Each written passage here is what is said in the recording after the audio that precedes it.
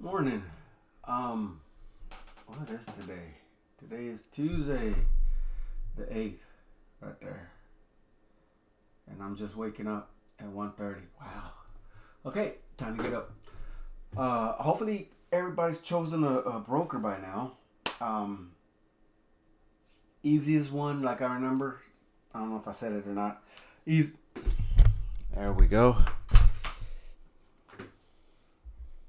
Okay, I just broke something. What I break? Anyway, so yeah, easiest ones I remember is Robinhood, but also they had a couple problems where they were losing people's money, so I was like, I had to get away from that. They have a couple of other ones. I like this one. I like the Weeble. It was easy enough, but you could get it complicated. You could do more strategies if you wanted.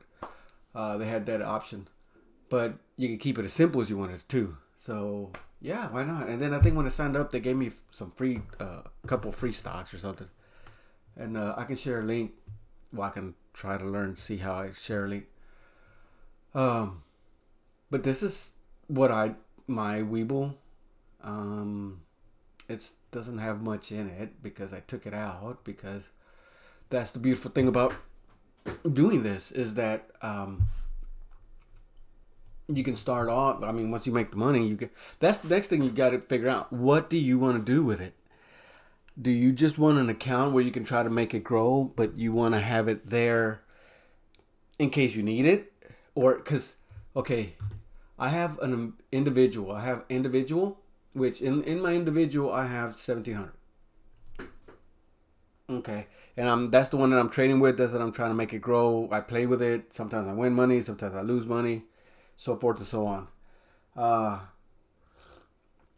on this one, when every time you sell, you got to pay taxes on what you earn, right? If I sold stock and I made $100, I got to pay taxes on that $100. At the end of the year, they're going to report it to the IRS. The IRS is going to be like, "What's up with about my half?" Stuff like that. There is another one that I have. It's a Roth IRA, and on that baby, I only got 240 because I took some money out. I took a lot of money out. I took like $2,000. But the whole point of having this is in case you need it. What happened? Well, anybody knows me knows that a while back ago, my girl got sick. We ended up having to go to the hospital. She got operated a few months ago, and she's not working, so I have to pay her bills. I'm not working, so I have to pay my bills, and I have to sustain us for medical reasons. And hospital food is not cheap, unfortunately, and everything else that I had to take care of. So I just went ahead and pulled some money out. Now the thing with Roth IRAs, what I remember them telling me, and I'm gonna have to find out about that, is that when you can put money in, right? You already pay taxes on it. They give you a check from wherever you work. They took your taxes out. You got your money done. All right, you put it into a Roth IRA. Anything that your Roth IRA makes, you don't get taxed on. So if you put your money into this Roth IRA, let's say $100, and you bought I don't know Bitcoin, and it shot to the moon, and that $100 turned into $1 million. Well, when you want to retire, you don't pay taxes on that $1 million. It's all you. That's awesome. With the individual account, oh, it's not. There we go. With the individual account, it's not that way. Whatever I make right here, whenever I make a position, whenever I take money out, I gotta pay taxes on it. The only thing is, with the individual account, if I wanted to go ahead and take this money out right now, I could. With the Roth IRA, if you want to take your money out, I think it's because it's an investment for retirement, right? Like a 401k or stuff like that. If you take it out earlier than 65, I think they're gonna give you a little 20% penalty fee or something like that. Which supposedly, if you put $100 in and it made it made money and it went up to $200, you supposedly are able to take out your initial investment. So if you put $100 in, you should be able to take your $100 back out without acquiring penalties. Now, when I took this money out, for some reason they still pay taxes on it. Webull did, and I was like, "What the fuck?" So I took out like 2,000 And let's just say 2,000, they ended up giving me like 1,700 or 1,800 because they kept the other 200 they were supposed to pay for tax, and they paid it for tax. I'm like, wait a minute, you were supposed to, that was supposed to be all my money because that's the money I put in. What the hell? I still haven't figured that part out. But supposedly that's how that's supposed to go. And account detail. See, this is how much they're paying in dividends for me just owning the stock. Every month they pay me in dividends. See, on the 8th, on the 30th, on the 28th, on the 26th. This is money that they're just paying me just for owning the stock and letting it grow right there anyway. So that's awesome. I like that. Oh, look, I found it. Ha! Yeah, anyway. So, but but I can't take this money out. I'm not supposed to take this money out until I retire, which isn't too far away anyway. So there's that one. That's awesome. So you put all your money in, and whatever it grows, if it grows to $1 million, whatever, that's all you. You get to keep it. You just can't take it out early. That sucks. On the individual account, you put money in, it grows, awesome. You put money in, and it doesn't grow, and you ready to take it back out, that's awesome too. You can take it right back out, and it is what it is, right? And I think I started this account a couple years ago with like $200. You know what? Net assets account. Let's do this. Profit and loss. Let's not do that. Let's do this. Again, let's not do that. Profit and loss. Okay, this is going to tell me everything all together. That's not what I'm looking for. I think this one. Max. Help me. There we go. So here we were. I was $74, bro. That's what I started this account with. It's $24. And then I put a little bit more in, and it grew, and then I did the little trading, and it grew, and then I took a little bit out, because that's the whole point of having it when you need it, right? So I took a little bit out, and then it grew. I forgot, $500. I took it out for like a wheelbarrow or some shit. Anyway, and it grew again. I made money. I made more. When it got up to here, 1,400, I took it out again because I needed it for something. And then it went, and so, and you can see, I mean, it grows, I take it out, it grows, I take it out, so forth and so on. And all the way up to here. Here, I forgot what the hell the market was going stupid, man, stupid. I got it up to 7,000, almost $8,000. And this is where my girl ended up getting sick. And we needed the money for hospital bills, well, for bills in general. Right, and that's the whole awesome part of being able to of doing this. 8,000. That's right, 8,000. And this is when she got her shunt. We had to go her not the shunt, the back. They stuck a huge goddamn needle in her back, so she had a month that she had to spend just laying down, and we spent the whole month basically in my bedroom because she was having complications, and we had to rush her back to the hospital like 3 times. And so it was expensive. So I pulled out money. But it was awesome that I got it from here to here. And it didn't happen overnight. Look, here is the 18th, right? And here is the 22nd. So it didn't happen overnight. But what happened then? Put some money back. Whatever I didn't use, I put the money back, and we started making it grow again. And here it goes. And then I think right here is where she ended up needing. This was the spinal tap. That's what it was. And then that's when they found out she needed the graft or whatever. And here's where we ended up doing the. No, that ain't. That's on the 22nd. We ended up needing the money for something. Here's where she ended up needing the going in for operation.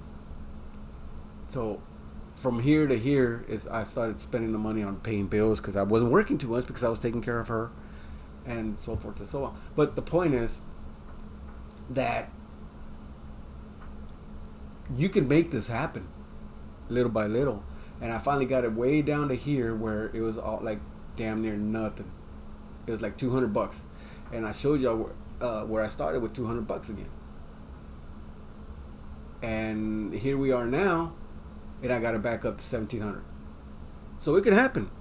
It's not going to happen overnight. You're not going to become a millionaire just like blah, but you can make it happen.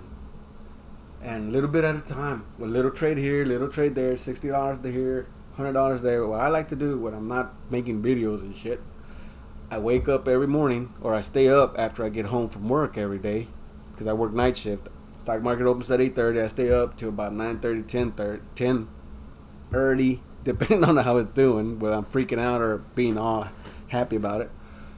Do my little trade and then go to sleep before I go to work. 100 here, 200 there, whatever. It's $60 here. You know, it all adds up, and it makes. I mean, you make money. You can do this. Here it is on the 23rd. I pulled it down to 200. January, $200, and this part has stayed flat for a whole minute because I didn't do anything.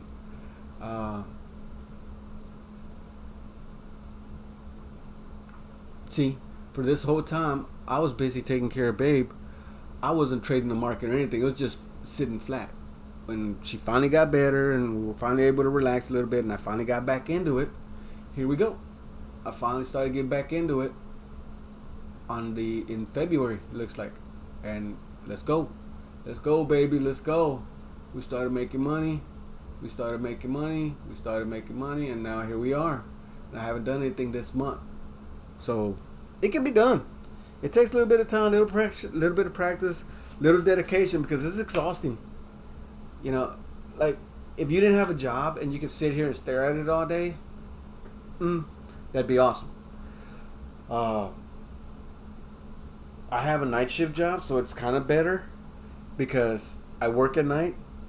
I get off at 5, 6, 4. Like last night, I got off at like 4:30, 5, 6. I can come home, sleep for a couple hours, wake up at 8:30, and kind of have a game plan of what I'm doing already, and kind of look at the markets and see what they're doing.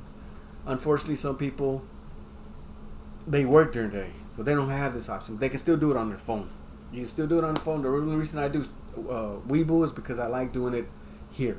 I don't like doing it on my phone. It's too small. It doesn't give me all the information I want. And I think Robinhood was real easy because they started on the phone.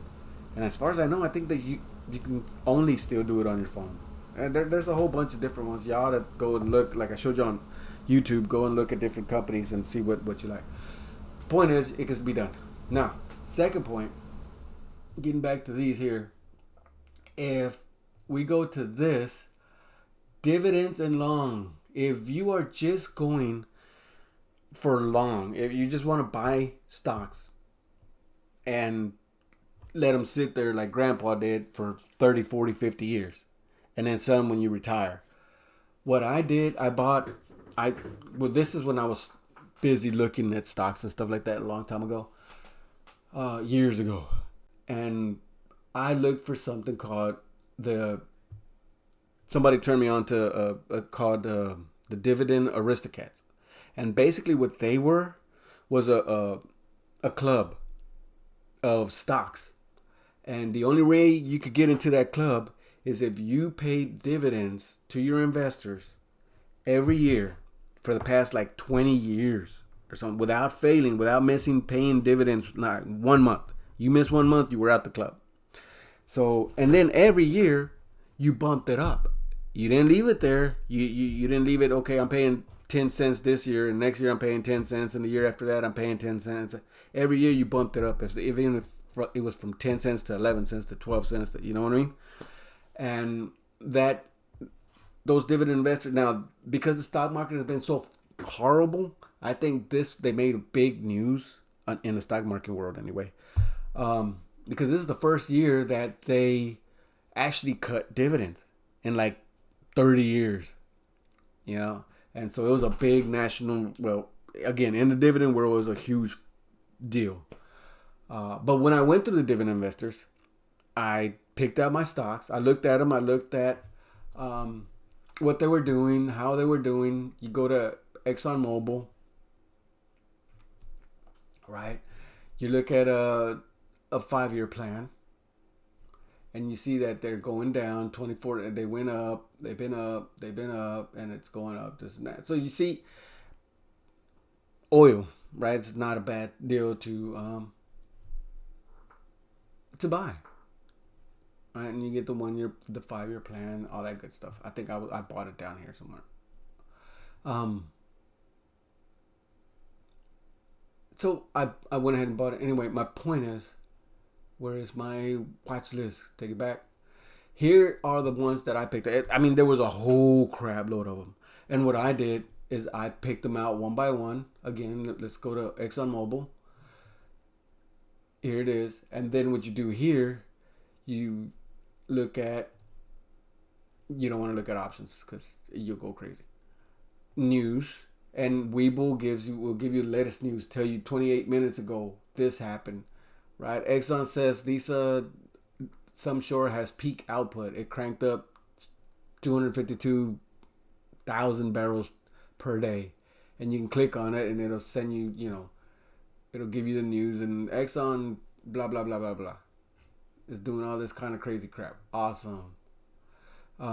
It'll give you your financials. So if you want to look at a company that you heard about and you want to check it out, see what it does, it'll tell you stuff like balance, income, how much money they're making, they're projected, and what they're actually doing. They're estimated to make this much, but they are actually only making this much, right? It'll give you their balance sheet, how they're doing, they're kicking ass, their cash flow, how much money they actually have against how much money they owe. Because everybody knows, anybody who's owned a company or done stuff like that, just because you made that money doesn't mean it's your money. Even if you're doing DoorDash, just because you made $20 for that hour, that doesn't mean you made $20, because you have to pay some for taxes. You have to put some back in your fuel, back for fuel. You have to put some back for maintenance.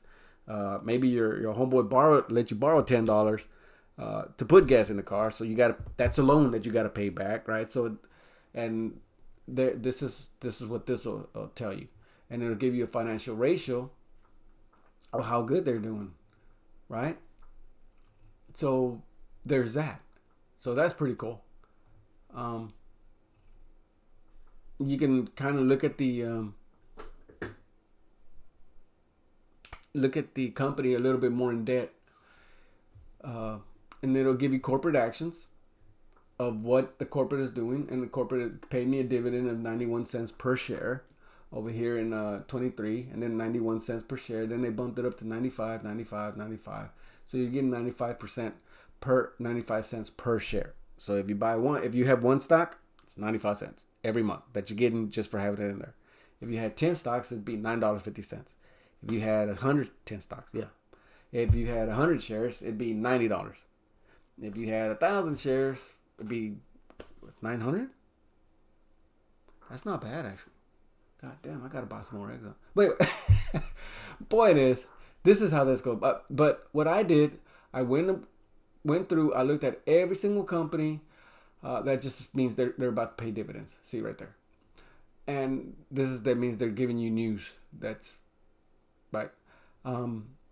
And I picked out the ones that I thought were doing good. And the most important thing that everybody advises you to do is to diversify. You don't want to put all your money into oil or into just one company, like real estate.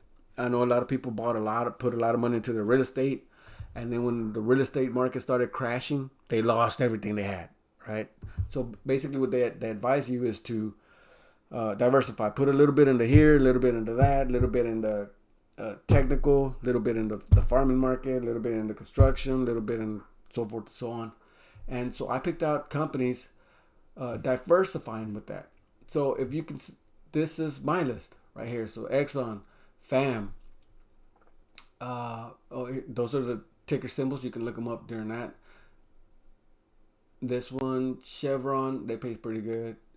Unum, First Energy, Citizens Financial Group, which might not have been a good idea. CVS, again, might not have been, but they're holding out. and you can just go down this. And what I did, I just, when I got a paycheck, I put like $10 automatically. I just send $10 in here, or $50 or whatever you can afford. Just automatically do it every time. Every time you get a paycheck, put it in here, and you can buy. Even if you can, like this one, Oracle. It's at 117. Let's say I'm only putting $20 or $50 in. I can't buy 117 because it's $50, right? But next week or next paycheck, I put another 50, and then the next paycheck, I put another 50. That makes it 100, 150. I can buy one of these, right? But I'm trying to find a cheap one because I have cheap. Here we go. But that first 50 and that second 50, you don't want to just let it sit in your account. So what you'll do is you'll buy something like this, as many as you can, and let them grow until you have enough money to buy the 150 one. Then you'll sell these and go buy that one.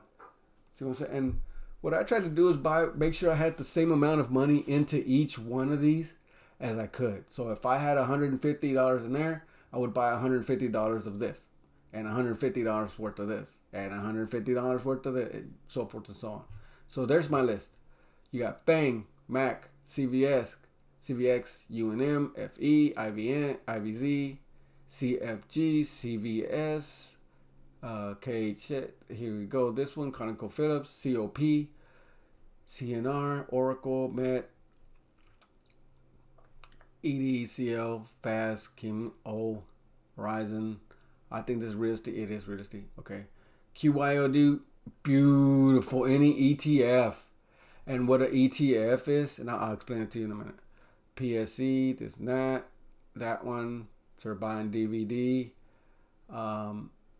DX, PCF, OP, Urim, SNT, T, that's AT&T right there, ABBV, which also is, I heard it was a good one, PPPP, DKV, US, NSU, and USCHD. And these are ETFs. You got ETF here, you got an ETF here, it'll tell you ETF there. Those are awesome. We got another ETF here. And ETFs, they're kind of like SPY. Now, if you go and you buy SPY,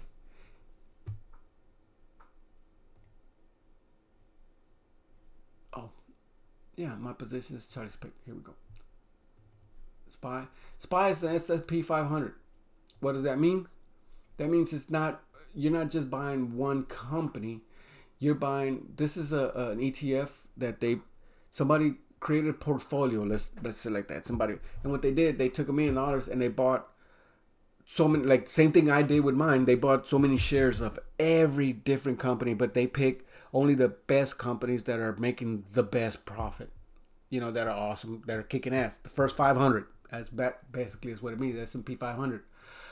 Okay, and then if one company fails beyond that point and another company starts making better profit, well, they'll just go and they'll drop this company, the lowest performing company, and they'll go and invest in the next higher performing company that beat it. So all these companies are always seriously trying to. Point is, they're always growing, because if they get a company that's starting to not grow, they chunk it and they get another one. So if you want to invest and you just want to invest just in, you don't have a preference. You don't have like Apple. I believe in Apple, so all I'm going to do is buy Apple, or Coca-Cola, or AT&T, or you know what I mean?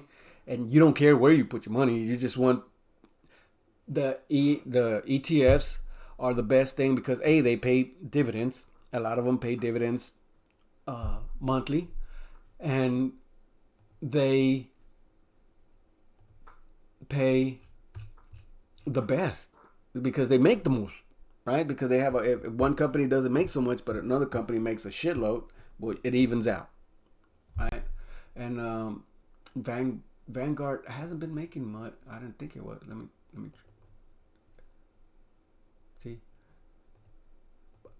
Show me analysis performance. It's not performance. Dividend history. Here we go. It's paying 70 cents per share. So it's paying even better than ExxonMobil, right? So if you had one share, I don't know, Exxon was paying 90, wasn't it? Okay. Oh, but look, they cut it down. Here the last month, they cut it down. But here's how they pay on the 6, 7, 8, 9, 10, 11, 12. So every 3 months, they pay you a dividend. So, I mean, it's still, it's not bad. If you're just going to invest your money there anyway and leave it till you retire, this is where you want to go. You want to go with ETFs. Hello. Send me back. All right, so we got ETFs. So if you want to just invest in, you only want to pick the best 5 or the best whatever, I would go with ETFs. Because they're a portfolio that somebody put together and they bought the best stocks that they could find. Or like Vanguard, I do believe they are the best stocks of real estate. So everybody picked the best companies that dealt with real estate. They put them all together into one portfolio. They bought stock in every single one of them, and then you can buy stock into their portfolio. That's basically what it is. And there we go. So here's my list. If you want to slow the video down or pause it, you can go and pick out your own ones and see. It's like dividends there, and see which ones you like, and you can look at each one individually, or you can just go down the list and buy stock in every single one of them you want to. That's all up to you. I would advise you to look at them and decide for yourself whether you want to invest them. Because I heard like CVS, when I picked it, it was doing great. I've heard here in the last couple of days that CVS isn't doing so good. So let's go to 2 hours. It's slowly, but see, I probably bought it around here when it was going up, and since then it's been going caca, down. Look here, down, caca. Right? So just because it's on the list and just because it pays you dividends doesn't mean that great. Okay, if I bought $100 worth of this and it was paying me $2 worth of dividends every month or every 3 months, but it went down $50, well, the difference that they paid me might help offset a little bit of this, but it's not going to offset all of it, right? That kind of sucks. The reason I buy more into ETFs is because it's paying me dividends, but if it went down this much, whatever company made them fail this bad, they're going to chunk it to the grass and get another company that's doing good to bring it, have them start coming back up. So it's not just one company. That's why I like ETFs. So if you go back to the list, ETFs are where it's at, Papa. Okay, I started here. I went up to here. I was up here. Where is CVS? I was here. Here. Oh, that was the top anyway. And there's my list. So, but which oil? You always want to go with oil and Chevron and oil. So if it was me, Exxon, Chevron, and anything that's an ETF. ETF there. That's a income credit stretching fund. But no, fuck it.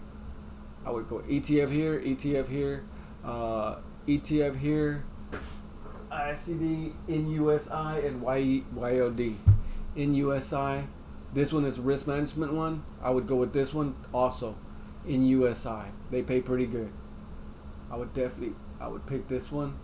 This one. NUSI. QYOD. Wherever the hell that is. That's a good one. That's a good one. Where's QYOD? Right here. QYOD. Global Covered Call. This one is awesome because they're a covered call. That's a whole nother deal to explain. But it's a covered call. They have the money, and then they bought options. So options are a whole different crazy deal. But I love options. But yeah, they're doing pretty badass. So that's it. I know I made this long as hell. I'm sorry. There we go. Okay, let me shut this down and